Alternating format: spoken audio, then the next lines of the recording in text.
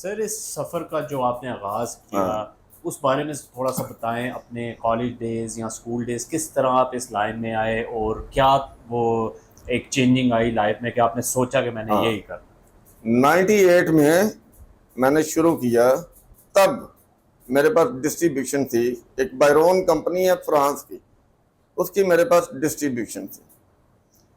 Minimum 18-20 سال ہم نے کام کیا، 4 ڈسٹرکٹ میں ہماری سپلائی جایا کرتی تھی، بہت اچھا بزنس چل رہا تھا، لیکن مجھے ہومیوپیتھی سے ایک لگاؤ تھا۔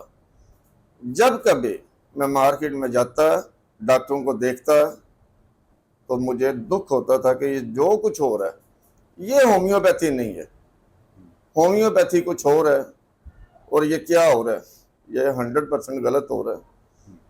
پھر میں نے ڈیسیجن لیا اسٹڈی کرنے کا، ایڈمیشن لیا، لیکن ایڈمیشن لینے سے پہلے مجھے اللہ تعالیٰ نے اتنا نالج دے دیا کہ مجھے سمجھ آنے لگی۔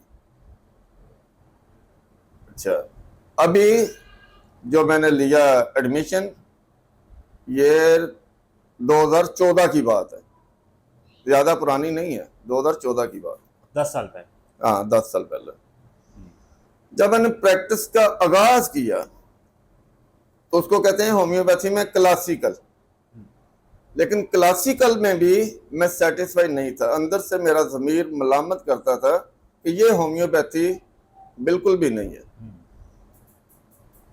پھر ہم نے ریپرٹری کی مدد سے روبرک لینا شروع کیا، مائنڈ میتھڈ پہ آنا شروع کیا۔